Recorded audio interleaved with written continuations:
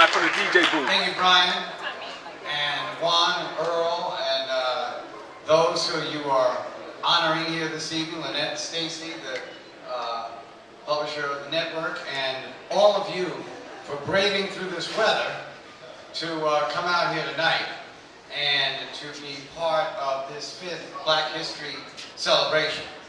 And in my short time, I just wanted to tell you that having the first African-American president of the United States, Barack Obama, and having 2 African-Americans serve as governor in Massachusetts and New York at the same time, which is the first time that's ever happened. So having 3 African-Americans at major level of government is certainly a time of achievement. But it also has to be a time of accountability. And it also has to be a time of delivery.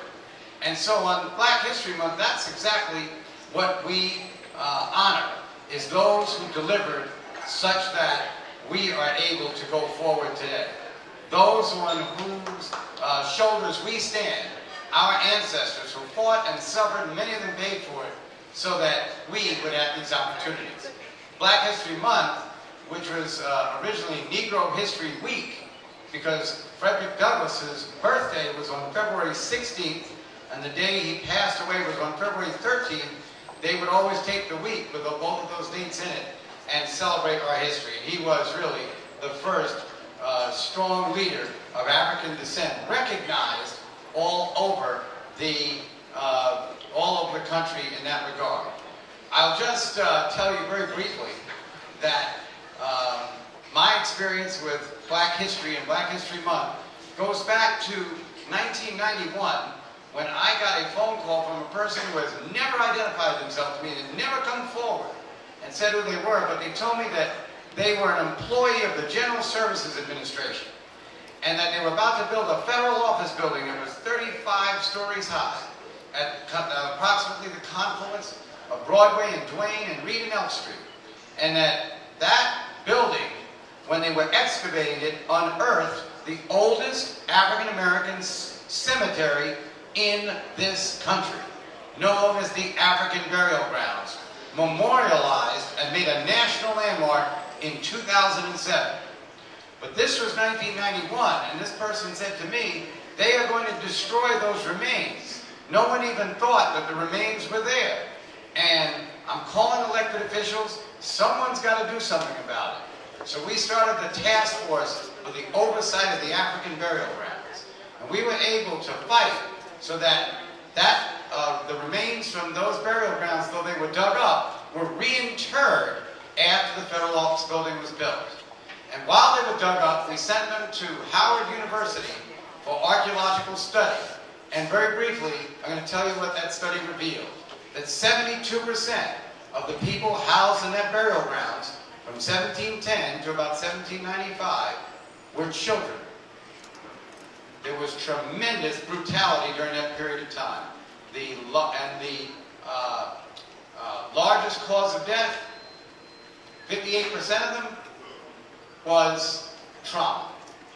And so, in this burial grounds, it was the only burial grounds that housed Native Africans. And so, when we looked at the burial patterns and the customs in the way the remains were buried, we were able to trace them to Ghana, Angola, Algeria, Mozambique, and Nigeria.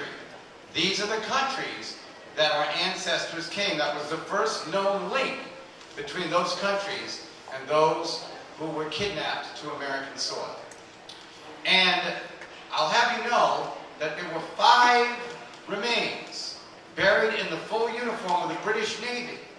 The reason was that the freed blacks of New York were originally supporting the British, not the Americans. I never heard that. I was a history major at Columbia. I wonder why they never told me that. And the reason that George Washington went and met with the freed blacks of New York was to try to get their support for the American revolutionaries. And I wonder why they gave it to him. Because the British were offering indentured servitude to the Africans, and the American revolutionaries were offering continued slavery. And finally, in the remains that we unearthed, there was one set of remains buried facing a different direction than all the rest.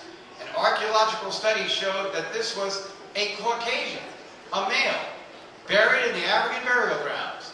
What was that white man doing buried with 300 black